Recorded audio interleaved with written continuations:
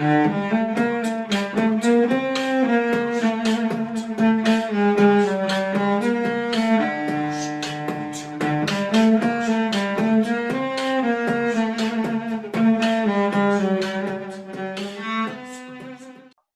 que bem, senhoras e senhores. Eu sou Felipe Noronha e, apesar do nome ser Alvinegras da Vila, o homem está apresentando. Não acho a maneira mais correta, mas como me convidaram, estou aqui abrindo o programa desta semana. Já chamo, claro, elas que mandam aqui, Anita Efraim e Isabel Nascimento. Por favor, comandem, me digam o que eu tenho que fazer, além desta abertura horrível. Bom, vamos começar com o nosso bom dia, boa tarde, boa noite para todo torcedor do Santos que está aqui acompanhando a gente na Alvinegras da Vila. Eu, Anita Efraim, com a minha dupla de sempre, Isabel Nascimento. Oi, Bel, bem-vinda a você, bem-vinda ao Noronha e bem-vinda para mim mesma também, que também estou aqui. Bem sozinha de quarentena, dando bem-vinda para si. Olá, Anitta, muito obrigada ao nosso convidado, que daqui a pouco já vai ter uma morada aqui no meu canal, né? Para quem não sabe, a Anitta disponibiliza esse podcast, você deve estar aí ouvindo, ou em uma das 1000 plataformas que ela coloca, e também no meu canal. Então, né, o Noronha é praticamente convidado fixo aqui da nossa vida de Santos, e a gente vai se juntando para poder falar um pouquinho, né? Mesmo que não esteja acontecendo muita coisa, eu acho que pelo menos nessa última semana alguns avanços estão acontecendo aí no nosso Santos. Vamos falar um pouquinho disso e um pouquinho sobre o nosso convidado, claro, né? Sim, óbvio. A gente fica... Bom, nós três que somos criadores de conteúdo sobre o Santos, sabe como a gente está tendo que se virar nesse período sem jogos. Então, hoje a gente convidou Felipe Noronha. Muito obrigada por participar com a gente, famigerado futuro presidente do Santos Futebol Clube, para falar sobre ele mesmo, que acho que é um assunto que ele sabe falar, e um outro assunto que ele gosta muito de falar, que é tática, que eu e a Bel a gente conhece muito pouco, então a gente chamou alguém para falar sobre o assunto, que no caso é o Noronha. Se você não conhece o canal dele, que eu acho muito difícil, mas é o Eu Vim de Santos, e ele sempre faz análises no canal dele sobre a maneira como o time joga. Bom, Noronha, a primeira pergunta que eu vou fazer para você, tá? O que é tática? Quando você fala, vou falar de tática, do que você vai falar? Primeiro que eu gostei muito do falar dele mesmo, que isso ele sabe, que eu me senti muito arrogante neste momento. Acontece. Tática, na verdade, tem várias definições que a gente pode usar, né? É claro que a ideia primordial, a primeira ideia do seu time em campo, seja em posicionamento, seja no que cada um deve fazer. Mas também a tática pode ser a própria tática. E eu acho que a gente vai acabar falando sobre, mas o Santos de 2019, por exemplo, a tática era ter uma tática diferente a cada jogo. Você se adaptava ao adversário. Em 2020 a gente já não viu isso, anteriormente a gente também não via. É uma tática. A tática de se manter o mesmo posicionamento do jogo é uma tática. É basicamente a questão de posicionamento em campo somado à função que cada atleta deve desempenhar dentro de uma partida. Eu acho que essa é uma definição justa. Legal. E você fala bastante sobre isso no seu canal. Aliás, foi por isso que você criou o seu canal, não foi? Sem dúvida. Eu sempre digo que foram 2 motivos, ou 3, né? Colocar minha cara, porque eu sempre achei que o pessoal me acha mais bravo escrevendo do que falando, então eu achei que vendo minha cara falando eles iam me achar um pouquinho mais simpáticos. Eu acho honestamente bem que a Bel falou que quando no meu conteúdo dela tem amor e no seu tem tática, veja bem. Então, para ela aparentemente não funcionou, porque eu tento ser a pessoa mais amorosa do mundo. Mas tudo bem, eu sobrevivo a isso. O outro motivo foi a chegada de Jorge Sampaoli. Eu achei que falar sobre ele e o que ele faria aqui seria uma aventura divertida. E aí sim a tática, claro, se soma ao motivo Sampaoli, porque a grande diversão da aventura Sampaoli eram essas mudanças de tática constante. Então, sim, o grande motivo para o canal existir é tentar fugir um pouco. Veja, fugir não significa que o que ocorre nos outros é errado, tá? Eu só busquei algo diferente, eu vi que pouca gente falava especificamente de tática e resolvi falar. O que não significa, por exemplo, como a gente brinca, de falar de amor, não é o certo. Claro que é também.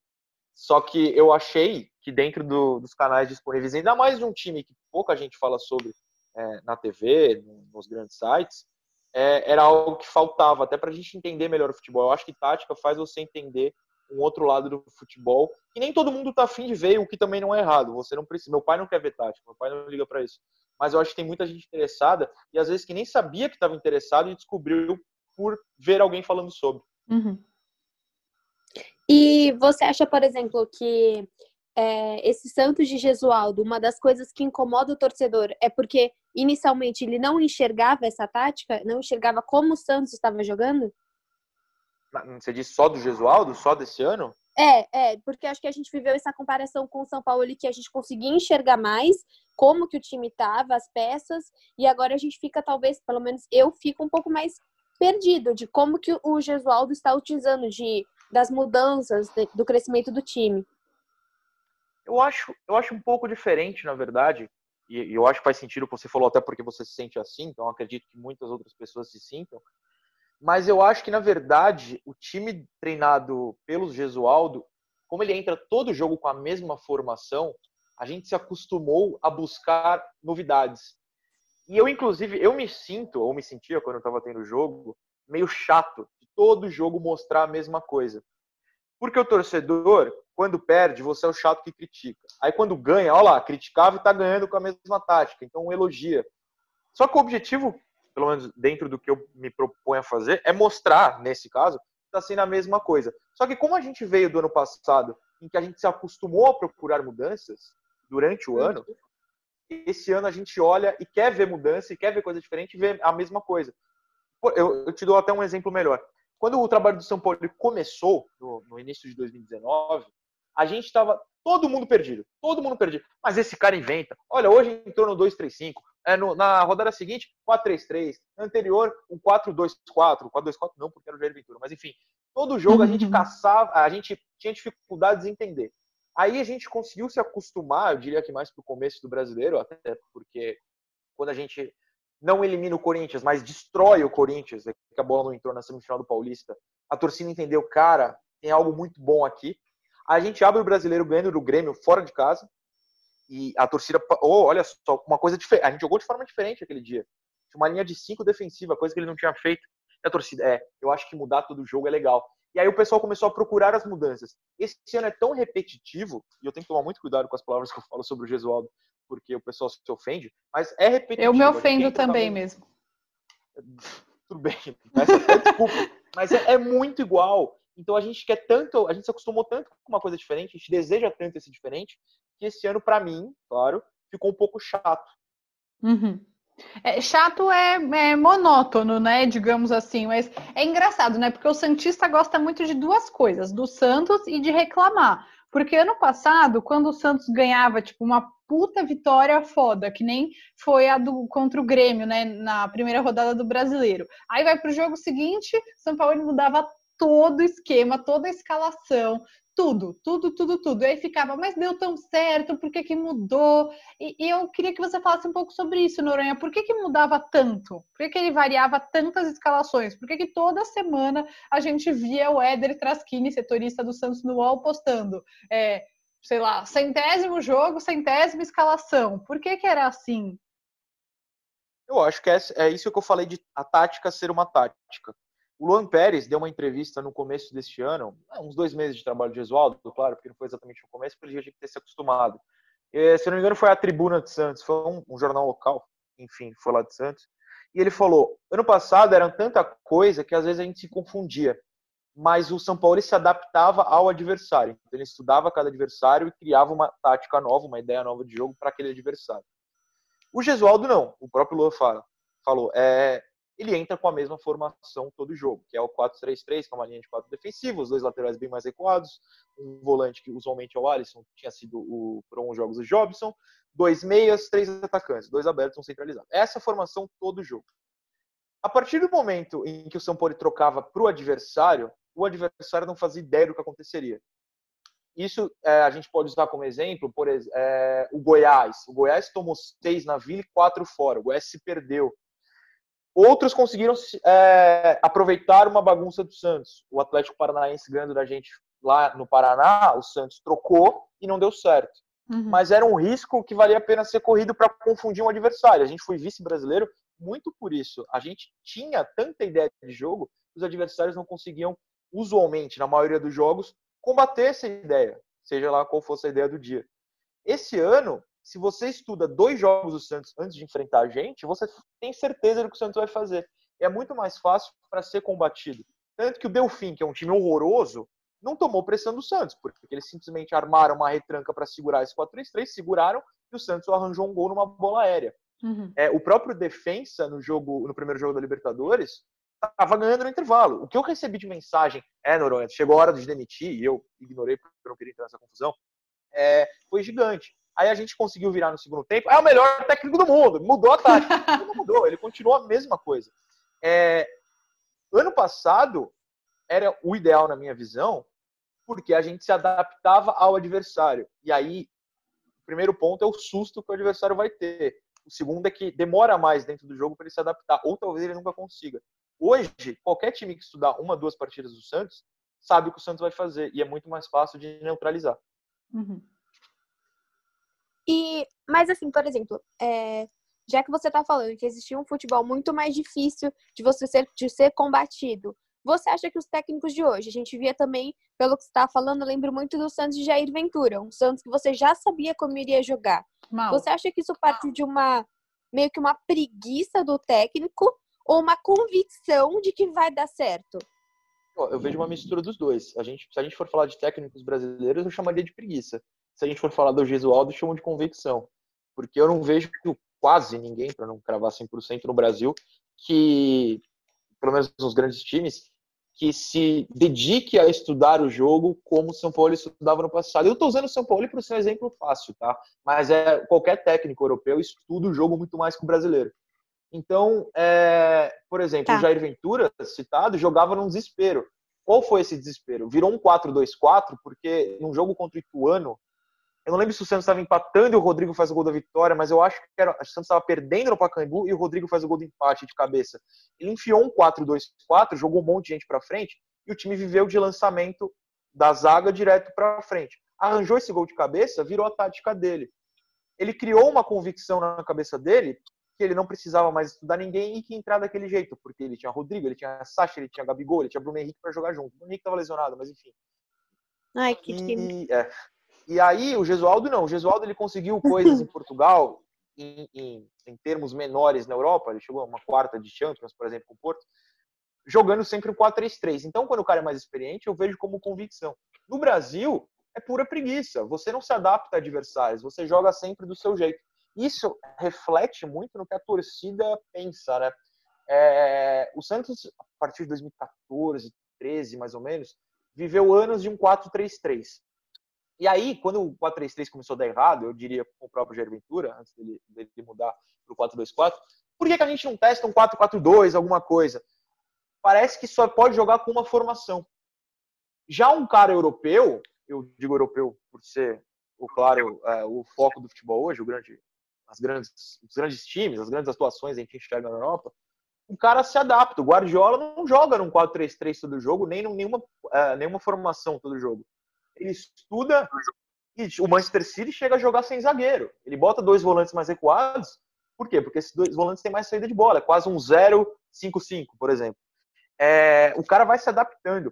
O técnico brasileiro, por uma tradição do nosso futebol, se acostumou a jogar numa formação só. E é essa formação que vai dar certo. E como os outros estão numa formação só também, se a sua tiver vantagem sobre o adversário do dia, você ganha. O Sampaoli e os caras europeus, eles jogam uma novidade e pegam o brasileiro no susto. Eu acho que isso é uma coisa que dá para exemplificar muito com o Corinthians, né? Que é um time que pegou um jeito de jogar e, às vezes dá certo, foi campeão já assim, e às vezes não dá certo, mas não tem uma variação significativa, são anos. E o brasileiro muitas vezes admira isso, olha, a identidade desse time, enfim. Eu vejo muito isso nesse time em particular. Eu tenho, acho que até 2 perguntas. Primeiro, você acha que o Santos, ele acaba se baseando muito a tática dele por conta dos craques? Por exemplo, toca pro Neymar, toca pro Gabriel. O que você acha disso? E segunda pergunta, tô fazendo bem jornalista e depois você vai falar. Eu não lembro da segunda pergunta. Mas, olhando o que a Anitta falou agora, se você acha que você se prender a um estilo sendo o Santos é ofensivo, isso limita? Vamos lá, eu acho que o toca pro craque, e obviamente que o toca pro Neymar é o mais conhecido do Santos, é uma destruição de tática, e é por isso que eu não gosto do trabalho do Muricy no Santos. Muita gente defende o Muricy com unhas e dentes quando eu critico, fui obrigado a diminuir as críticas por puro saco cheio, né? É muito difícil você contestar alguém do Libertadores. Mas do meio de 2011 e até o meio de 2013, quando ele foi demitido, a tática era basicamente toca no Neymar.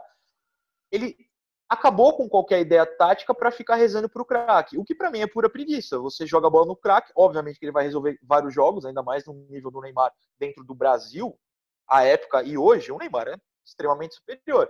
Mas no fim das contas, você pouco ganha. O que o Santos ganhou depois da Libertadores? Ganhou um Paulista, o que para mim é quase irrelevante, e ganhou uma Recopa, que é tipo 2 jogos. Enfim, você pode ganhar, você pode perder em 2 jogos para qualquer um. Eu não acho que a gente fique dependente do toca para o craque. Porque em 2010 e 2011 existiam táticas, em 2010 muito mais, inclusive, com o Dorival. Que o Neymar, com o Dorival, se adaptava a essas táticas. Se a gente lembrar, uma grande memória do torcedor santista é quando o Dorival tirava o Dracena, e era sempre o Dracena e não o Dorival. Eu acho por motivos óbvios, né? Que esse trio concorda. Entrava um atacante. Isso é tática, não era gracejo. Era tática de nós não vamos diminuir o ritmo no ataque mesmo se tivesse 6-0. Vamos meter 7, vamos fazer 8, até o dia que fez 10. E no jogo contra o Noveraense, essa substituição existiu. Saiu o Dracena para entrar alguém. Era uma tática de como é que a gente mantém o ataque total, mesmo ganhando, mesmo fazendo muitos gols. Eu vou tirar mais um zagueiro, vou botar mais gente lá na frente, e a minha tática vai ser essa. Quando você acaba com isso e passa a ser toca pro craque, os jogadores em volta não se movimentam, eles não têm utilidade. No basquete é mais fácil de enxergar porque tem 5 caras e não 11, então você vê todos no mesmo lado da quadra. Quando é um toca pro craque no basquete, esse cara vai bater bola sozinho, driblar sozinho, arremessar sozinho, tentar lutar pelo rebote sozinho. O resto fica de mão no joelho parado. No futebol é quase isso. Eu vi exatamente ontem, estava assistindo o documentário do Michael Jordan, e eles falam, acho que você deve ter visto também já o último capítulo, e eles falam exatamente isso, que quando chega o novo técnico que fala, a gente não vai jogar só pro Michael, a gente vai mostrar que todo mundo é um só, e se o time tiver forte, o time vai para frente, eles conseguem, né? E daí eles pegam o tricampeonato. E eu acho que isso é muito legal, porque aqui no Brasil a gente acaba muito. Acho que a torcida pede muito pro craque sempre estar em campo e pra gente sempre tocar pra ele, até que é uma raiva minha, uma das únicas raivas, né? Não, eu tenho algumas. Do São Paulo, naquele jogo contra o Palmeiras, né? Que o Rodrigo não estava em campo. Mas sobre a outra pergunta, do Santos ter esse tal DNA ofensivo, você acha que limita o time a construir uma boa defesa e por exemplo, hoje, o Santos antes, né, assim, normalmente o Santos é um time muito mais fácil de fazer 5 gols e tomar 4 do que manter 1-0 e segurar um jogo. Você acha que isso deixou o time do Santos um time inseguro na parte da defesa? Deixando claro que eu sou torcedor do Chicago Bulls, então, sim, estou assistindo todos, muito feliz e muito empolgado com todos os episódios de The Last Dance. Eu amo Jordan, amo Chicago. Mas enfim, eu anotei a segunda pergunta para não esquecer. Eu tentei ser esperto aqui. Até anotei, ó. Se prender ao estilo ofensivo. Que bom que você repetiu. Porque assim, eu acho que o torcedor brasileiro, pelo amor de Deus, eu não estou falando com um tom superior, eu estou me incluindo. E a gente tem que se desconstruir até nisso. A gente tinha, como santista, até o ano passado, só o DNA ofensivo. O DNA ofensivo pode ser ter um cara na frente que é genial e corre todo mundo para frente para ajudá-lo, como era com o Neymar. Ou botar 4 na frente, como era com o Jair Ventura. Então você conseguia convencer muita gente que era o DNA ofensivo. Nós estamos 4 atacantes, é ofensivo. Ou, sei lá, tem várias opções. Botar muita gente lá na frente. Acontece muito quando o time está sendo eliminado em mata-mata e você começa a tirar volante e botar atacante. O São Paulo fez isso contra o Atlético Mineiro, inclusive. Sim, errou. Sim. Não é o DNA isso, na verdade. Isso é jogar para a torcida. O DNA ofensivo, você consegue sim, como você perguntou, Bel, armar uma defesa. É que a defesa não necessariamente são 2 caras lá atrás recuados. A sua defesa tem que começar na área adversária. Quando o adversário tem a bola dominada, sobe a pressão. Você tem que ter os 3 atacantes sabendo quem eles vão marcar. você tem que ter os dois meias posicionados, primeiro numa sobra, segundo para cortar um lançamento por baixo, né, o passe por baixo do zagueiro para o volante ou para o meia rival.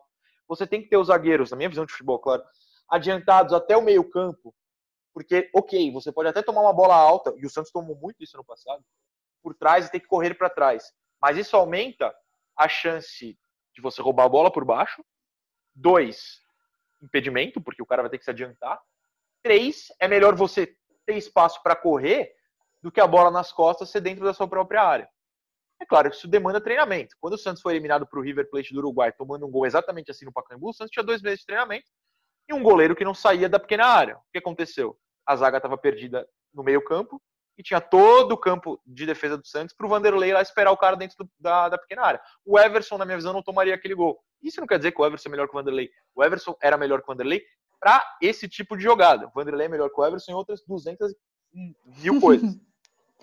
Quando você treina para jogar com a zaga adiantada, é aí que você começa a mudar a própria cabeça do torcedor. Olha, isso, a defesa faz parte desse DNA ofensivo. A defesa está lá na frente. Ano passado, o Gustavo Henrique e o Veríssimo trocavam bola no ataque o jogo inteiro. O Veríssimo chegou a jogar de lateral por causa disso. Se é certo ou errado é outra história. Mas é porque, em determinado momento, percebeu-se que esses caras podiam avançar.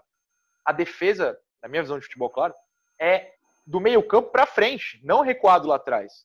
Só que aqui no Brasil a gente nunca viu isso, ou pouco viu isso. É muito raro alguém jogar assim. Tanto que o ano passado rolou um susto no Santista. Uhum. E aí parece que o DNA ofensivo é só o ataque. Mas não, a defesa faz parte do ataque também. Eu acho que é só uma questão de se adaptar. Eu acho que o torcedor se adapta quando ele se acostuma. As críticas ao trabalho do Sampaoli no começo do ano passado foram muito diferentes das críticas ao final do ano. Errou no começo, no meio e no fim do ano. Mas os erros e as críticas eram diferentes no final do ano do que era em relação ao começo. Uhum. No começo era, meu Deus, esse time tá adiantado, que loucura. No fim é, pelo amor de Deus, adianta mais, gente. 3 zagueiros pra quê? Bota só um e vamos com 8 no ataque. O torcedor aprendeu que dava para ser a postura defensiva lá na frente. Uhum. Os zagueiros começaram a ser expulsos também, né? Pra ficar só um zagueiro. Que maravilha. Foi ótimo esse momento. Noronha, uma coisa que acho que foi muito criticada pelo torcedor do Santos, e com razão em relação à contratação do Gesualdo, é como ele pensa o futebol diferente do Sampaoli. Não estou aqui fazendo um juízo de valor se é melhor ou pior. Eu, inclusive, não sou uma das pessoas da campanha fora Gesualdo. Enfim, não era, agora acho que a situação é muito diferente, não vou entrar nesse assunto, mas, enfim, a descontinuidade desse trabalho. Mas, como você estava falando, o que eu acho muito importante, é que esse tipo de trabalho que o Sampaoli fazia é um trabalho que praticamente não existe no Brasil, né? Um estilo muito diferente. Eu queria saber, na sua opinião, quem você acha que poderia ter sido um substituto bom para o Sampaoli que seguisse uma linha parecida? Quem faria sentido na sua cabeça? Eu não acho nem que o Gesualdo tenha sido um substituto ruim. Eu prefiro ele, um gringo, do que qualquer brasileiro no momento, de verdade. Eu só acho que o Santos deveria ter estudado, e isso vai do William Thomas, não sei como é que se fala, que é o principal encarregado pela contratação, e é o pessoal em torno dele, de ter visto se o Gesualdo tinha, de fato, intenção de manter o trabalho parecido na linha do São Paulo. Porque o próprio Gesualdo, ao chegar, já falou que não. Só que se o Santos, que passou o 2019 inteiro falando que teria como objetivo a manutenção dessa linha, aceitou um cara, desde o primeiro dia falou que não tinha vontade de seguir a linha, e nunca escondeu isso, o problema é interno, né? Vários nomes, na minha visão, poderiam seguir. E não são nomes que fogem, da realidade financeira do clube, 2, da realidade que o torcedor sentiu. Porque às vezes o torcedor se apega ao nome e fala, é o Miguel Ángel Ramírez. Cara, poderia ter sido. Como poderia ter sido o Heinz, que inclusive está sem clube. Né? Fica a dica aí. Poderia ter sido o próprio BKSS, que estava desempregado quando o São Paulo falou que ia sair. Existem, principalmente fora do país, pela América do Sul inteira, treinadores que enxergam o futebol dessa maneira. Não à toa que na Europa tem muitos casos de treinadores argentinos, chilenos, em times grandes ou médios da Europa, em times que chegam mata-mata de Champions, em times que vão longe na Liga Europa. Mas não tem brasileiro. Na América do Sul tem muito futebol ofensivo. Aí você pode falar, pô, mas o cara do Del Valle, o Del Valle não joga tão bem assim. Joga, mas estou usando como exemplo. Tudo bem, mas o cara tá tentando pôr a ideia. Ano passado, o Santos não tinha um grande elenco, como não tem esse ano. Mas foi vice-brasileiro por causa da ideia. E os jogadores compraram tal ideia.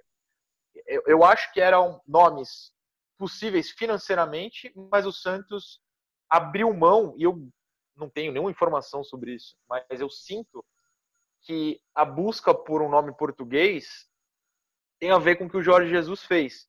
Que é tipo, o sul-americano até vai bem, como foi o São Paulo, mas causa muita confusão. Vamos trazer um português que vai bem e é mais calmo.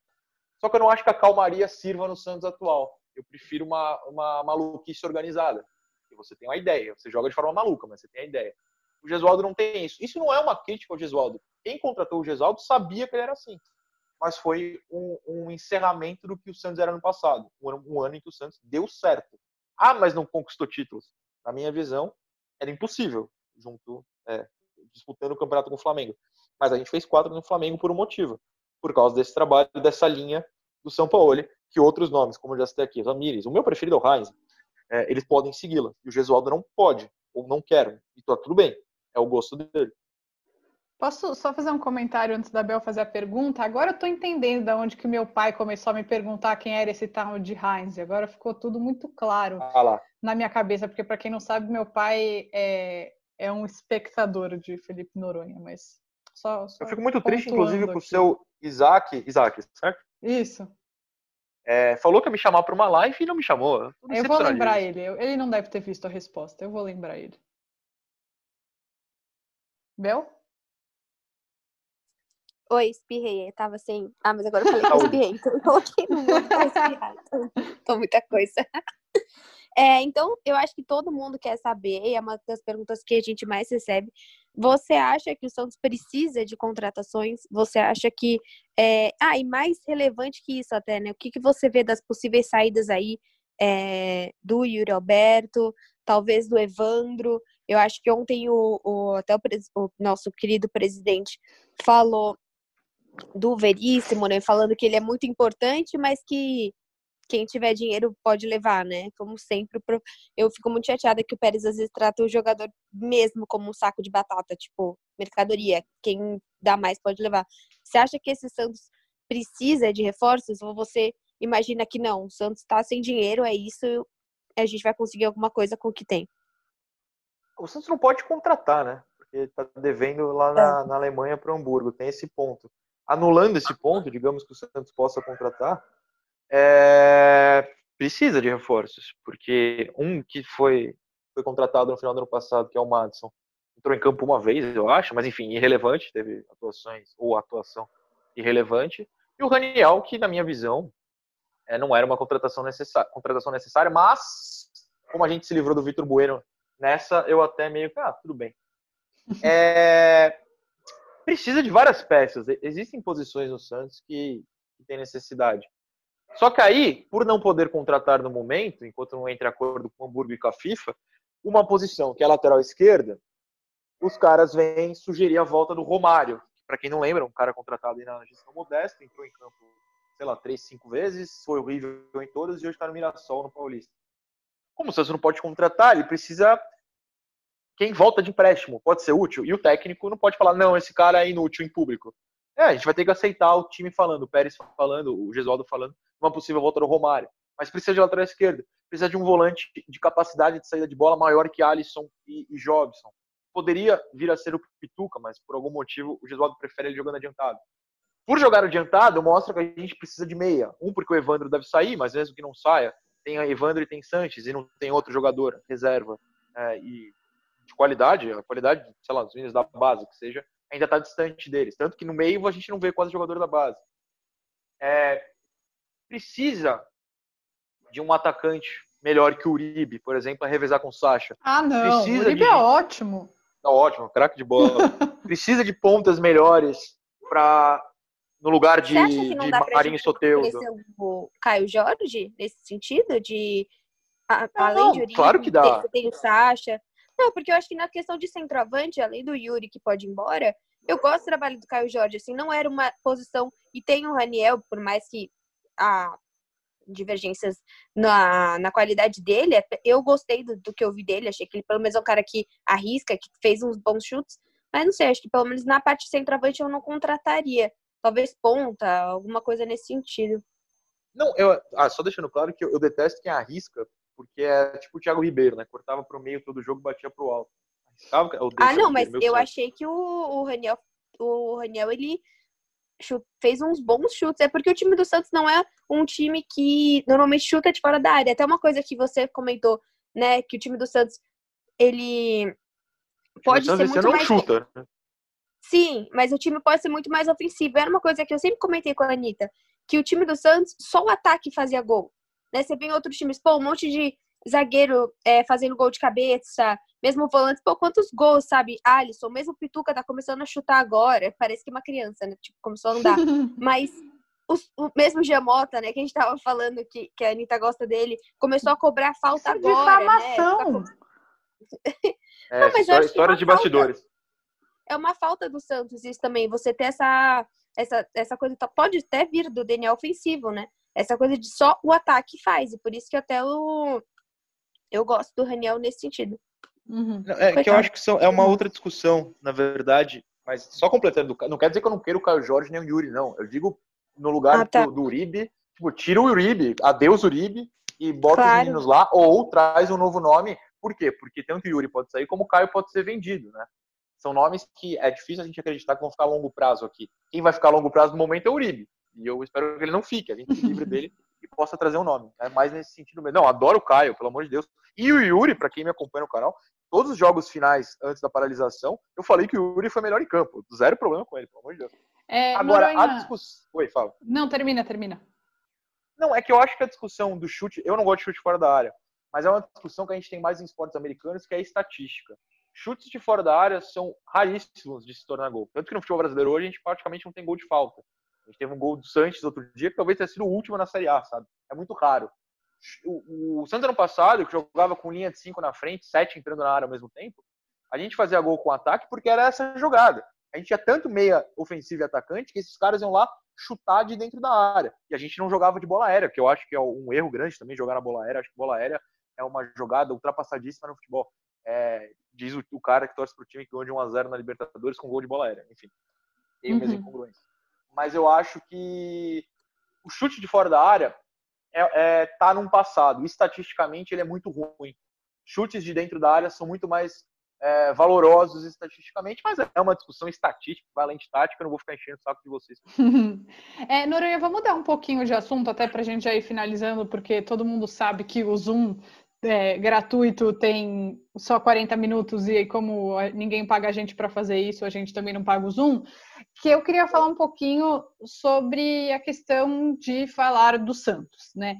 Bom, como você falou lá no começo do nosso papo, a grande mídia, né? Eu acho muito engraçado eu falando isso, porque eu faço parte da grande mídia, a Bel faz parte da grande mídia também, mas a grande mídia não fala do Santos. Por quê? Isso eu acho que daria um podcast inteiro, porque não acho que seja, porque o Santos não tem torcida, é porque o Santos tem muito mais torcida que muito time, que às vezes acaba tendo mais espaço na grande mídia. Mas você, como produtor, você é um produtor de conteúdo do Santos, bastante conhecido. Quantos inscritos tem no seu canal? Hoje, 45 mil em quebrados. 45 mil, é um número bastante expressivo, na minha humilde opinião. E como é que você acha que esse ponto te fortalece? O fato de a TV não fala do Santos, então eu vou falar.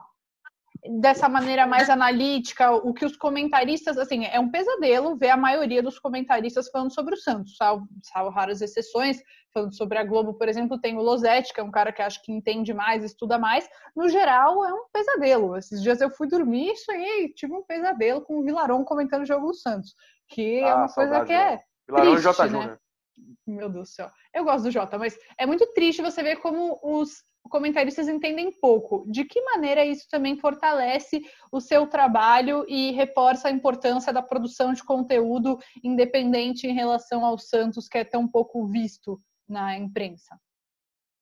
Eu não acho nem que seja o meu trabalho, eu acho que é o de vocês no podcast, o da Bel no Imparcialmente Santista, todos os outros. Eu costumo dizer, na verdade, o que falta e eu falei isso com o William Tavares, que a Bel conhece também da ESPN, outro dia, no canal do Birata Leal, também da ESPN, e ele concordou, sobre como o torcedor precisa se acostumar a procurar por si próprio o material sobre o time dele.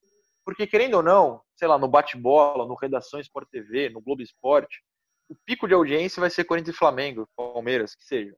A gente pode sobreviver a isso. Só que, por que não, em vez de ficar lá 2 horas acompanhando isso, depois ir na internet e falar, não falaram do Santos hoje? Por que a gente não tira 10 minutos em meio a esse programa, liga o YouTube e clica lá em Parcialmente Santista? Aí tem um vídeo da Bel. Volta pra TV. Putz, o assunto é Corinthians. Não, mas eu quero ver sobre o Santos. Clica no Ouvinte Santos, mais 10 minutinhos. A gente produz.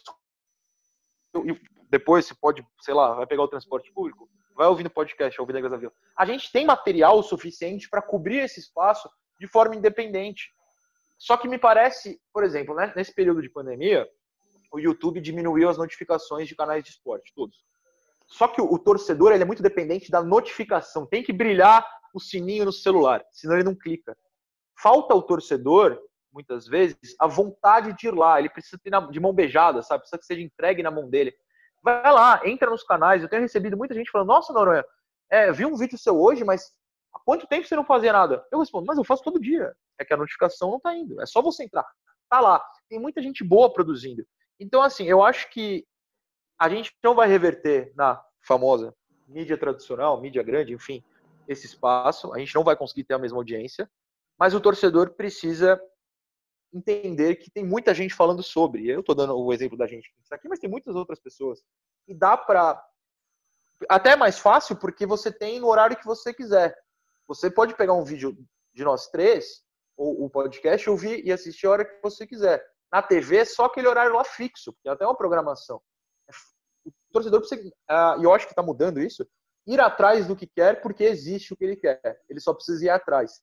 Então eu acho que isso ajuda nós que criamos, porque a gente tem mais liberdade, a gente pode falar do que quiser, a gente não depende de audiência, eu não crio conteúdo para audiência, eu crio para ter 2, 3 caras que assistem e falam, pô, que legal, estou aqui, é o suficiente. Então acho que é isso, a gente não pode ser dependente. Também, né? Exatamente. Uhum. Que eu acho que é uma das coisas que às vezes as pessoas ficam, mas a gente vai falar mal, e aí na próxima semana a gente vai chamar tal convidado, a gente vai querer tal pessoa aqui. Eu acho que o trabalho mesmo que eu faço, e você é bem legal, porque a gente tem canais do Santos que são absurdamente, totalmente diferentes, e que eu sempre recebi agradecimento. Sempre. Tipo, muito obrigada pelo que você faz pelo Santos. Eu acho que eu levei meu pai esses dias no canal e as pessoas gostaram muito de ver, tipo, relação, de ver pai e filho, de ver carinho pelo time, sabe? Isso pra mim é muito legal. Ver pessoas, você também tem isso no seu canal, de outros times falando, não sou santista, mas gostei muito do jeito que você fala do Santos. Eu acho que isso é um canal que a gente tá abrindo mesmo. E eu tenho alguns colegas que torcem para esses times, né, que são meio ignorados pela essa famosa grande mídia, que acabam confiando muito mais em páginas. Por exemplo, eu tenho certeza que muita gente confia inúmeras vezes mais no Noronha do que no Nicola. No Noronha do que, sei lá, no Léo, no Albertosi, qualquer outro comentarista, porque sabe que você não vai, por exemplo, brincar com o sentimento do santista se você não tiver certeza, até porque você tem um nome. Até porque nós sabemos muito bem que credibilidade é um negócio muito grande. Então, eu acho que essa credibilidade é muito legal. E é o que as pessoas acham que estão indo atrás. E é o que você falou, existe muito, muito conteúdo, existe... Do Santos, talvez eu acho que está crescendo agora, né? Mas existe um conteúdo muito bom sendo feito e que acho que tem muito espaço, né? Eu, você, a Anitta, pra gente crescer fazendo coisas de qualidade. Uhum. Um ponto importante é que as pessoas sabem que a gente assiste aos jogos, né? Eu falei isso com o próprio William, sobre como eu não faço ideia de que é um camisa 5 do Goiás. Porque eu gasto meu tempo assistindo ao jogo do Santos na rodada e mais uns 2, 3 se eu tiver tempo livre, até porque eu tenho outras obrigatoriedades no meu trabalho. O comentarista de TV também não consegue assistir 10 jogos na rodada. Ele não vai saber a tática dos 20 times da Série A, entendeu? Só que o cara que vem acompanhar a gente, ele sabe que a gente assistiu. A gente pode errar. Pô, eu erro pra caramba. Mas ele confia que eu assisti ao jogo e tô falando sobre o que eu assisti, o que eu achei dentro do que eu assisti. Tá certo, se ele vai concordar, se tá errado, é outra história. Mas ele sabe que eu assisti, que eu fiquei os 90 minutos em frente à minha TV ou ao computador assistindo. Isso é importante, porque ele não quer ligar na TV, sei lá, 4 da tarde, liga no Seleção Sport TV, que eu adoro, inclusive, mas e pegar o Vilarón, já que foi citado, você sente que o Vilarón não assistiu ao jogo. Não, porque a base vai salvar. O Sacha foi o craque. Você viu o jogo e não jogou ninguém da base e o Sacha estava suspenso. Pô, isso acontece, cara. Então é uma questão de saber que o cara tá vendo a mesma coisa que você, mesmo que pense diferente. E acho que uma coisa que eu acho legal até da gente falar é sobre como mudou ao longo do tempo esse conceito de você não falar para que time você torce. Né? Isso acabou, na verdade, virando, de certa maneira, acho que dentro dos grandes canais, talvez isso seja um pouco mais complexo, mas hoje você ter um público de nicho, né? Um público assim, eu sei que o meu público é santista. Eles querem que eu fale do Santos, é legal eles verem uma pessoa, eu não tanto porque eu não trabalho especificamente com isso, enfim, só tenho aqui o podcast, mas, enfim, acho que tem essas pessoas que elas são chave. É impressionante o sucesso que faz o Ademir Quintino, por exemplo, porque ele virou uma referência, enfim, que trabalhava na TV e que é o cara que o santista sabe exatamente o que você falou, né, Noronha? Que sabe que assistiu o jogo do Santos. Pode ser que ele não entenda um monte de coisa de um assunto determinado, mas ele conhece o Santos. E isso acabou virando, em algumas situações, o trunfo, né? Eu acho que muito do cara da TV não poder assumir o time é uma visão muito retrógrada. Mas por que ela sobrevive? Porque o pessoal que está na TV usualmente é bem mais velho, né? E aí os 2, 3 jovens que aparecem, eles não têm essa força para mudar. Eu acho que o posicionamento de um Mauro César, por exemplo, assumindo o time, é importantíssimo. Eu sei que muita gente não gosta dele, eu adoro. Mas é importantíssimo porque abre a cabeça de vários torcedores de que a gente pode assumir o time sim, desde que, por exemplo, e eu vou me tomar como exemplo porque é algo que eu faço questão de fazer no meu canal, eu não critico o time. Santos 3, Fortaleza 3. Eu vou xingar o Fortaleza? Jamais. O Fortaleza veio, jogou bola e ganhou do Santos no segundo tempo porque mereceu. Vem o torcedor do Fortaleza, pô, você é santista, mas falou bem da gente, legal. Santos perde pro Corinthians, ou eliminado pro Corinthians retrancado do Carille. O Carille é nojento? O Corinthians? Não. O Corinthians joga assim, o Santos deveria ter batido o Corinthians que joga assim, porque o Corinthians sempre jogou assim. Parabéns ao Corinthians, o Santos que melhore. Você assumir o seu time não mostra desrespeito ao rival. A sua palavra desrespeitosa mostra. Assumir o time? Cara, eu sou santista. O Santos mereceu ser campeão brasileiro? Não, o Flamengo é melhor. Ponto. O Flamengo é o melhor time da América. Ponto. O flamenguista vai me respeitar, como a todos nós. É só você não ter atitude desrespeitosa. Eu acho que essa nova geração, que vai, aos poucos, ganhando espaço na TV, mas principalmente nas mídias que a gente mesmo trabalha, nós três, vai conseguir mostrar para quem nos acompanha que assumir o time está longe de ser um problema. Uhum.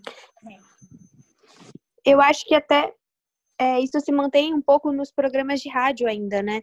E eu gosto muito dessa brincadeira, claro, sempre com respeito, mas eu acho que fica leve a coisa, sabe? Quando naqueles programas de rádio bem antigos, assim, tem um palmeirense, um santista, até tinha um torcedor da Portuguesa, sabe? Isso pra mim eu acho muito legal, porque você coloca o jornalista como humano.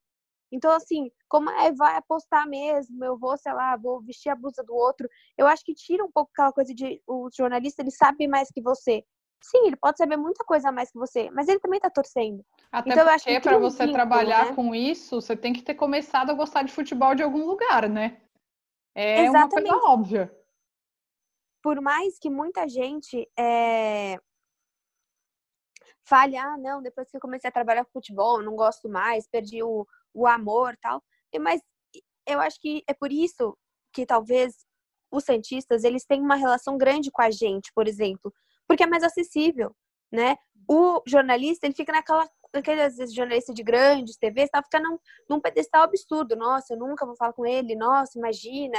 Não, a gente é pessoa... Igual, eu postei um vídeo com o Noronha, tem vários comentários falando que o Noronha é corintiano. Pode ser? Tem vários comentários falando... Peraí, não pode ser não, mas tudo bem. Mas é porque você tem uma relação mais próxima, né? Isso torna o futebol mais acessível para todo mundo poder comentar. Uhum. Desde que comente verdades. Eu não sei de onde vem esses malucos que falam esse tipo de bobagem, mas isso aí deixa pra lá. Gente, falamos um monte, mas eu vou até fazer uma declaração de amor, que desde que a pandemia começou, esse trio se fortaleceu demais e a gente sempre se diverte muito junto. Espero que quem ouviu o podcast dessa semana tenha se divertido com a gente também. Noronha, muito obrigada. Você sempre doa seu tempo você tem sempre doado seu tempo nessa quarentena para, enfim, fazer coisas com a gente, tem sido muito legal, inclusive porque o podcast é uma empreitada nova, né? Acho que o YouTube, a gente já sabe que o torcedor de futebol consome bastante, até a gente tem 2 exemplos maravilhosos aqui. Lembrando, então, gente, Eu Vim de Santos, o canal do Noronha, se você ainda não está inscrito, se inscreva. O Imparcialmente Santista, o canal da Bel, se você não está inscrito, se inscreva. O podcast está em diversas plataformas, está no Apple Podcasts, no Spotify, no Deezer, no Stitcher, enfim, um monte de lugares. E para quem quer mandar mensagem para a gente, você tem 2 formas, né? A primeira é pelo nosso e-mail, que é o alvinegras.vila@gmail.com, e a outra maneira são nos comentários do canal da Bel. Inclusive, a Bel tem aí uns recadinhos que mandaram para a gente, né, Bel? Sim, se você comentar lá, a gente fala aqui o seu comentário, se for um comentário bonitinho. O Everton Ribeiro, ele disse: parabéns pelo podcast, meninas, muito obrigada. O Rui Santana, parabéns, meninas, estou adorando a crescente participação de vocês, obrigado. O Lua de Souza também falou muito bem do nosso último convidado, né, o Caio Nascimento, que a gente comentou muito sobre a base do Santos. O Adriano também falou, adorei. O Roger também. Então, muito obrigada a todos que vocês comentam. Podem comentar, que a gente sempre vê os comentários, tanto no meu canal, quanto também no e-mail, que é muito importante para a gente saber se vocês estão gostando dos comentários dos convidados, no caso, né? Às vezes a gente traz uns meia boca, mas às vezes são bons. Eu espero que eu não seja incluso no meia boca, senão eu saio daqui extremamente ofendido. Mas tudo bem. Noronha, seu comentário final para a gente dar tchau. Não, só obrigado pelo convite, meninas. Eu falei demais, mas eu falei demais porque, como jornalista, eu costumo entrevistar as pessoas. Como agora eu fui entrevistado, eu resolvi falar, botei tudo para fora. Se eu estourei o tempo de vocês, 1000 desculpas, mas foi divertidíssimo estar do outro lado dessa vez, não fazendo perguntas e sim respondendo. Sou fã das duas, vocês sabem, e quando quiserem, meu tempo está aqui, a gente encaixa nessa confusão. Com quarentena, sem quarentena, sempre disponível. Um grande beijo. Sigo como ouvinte, é claro.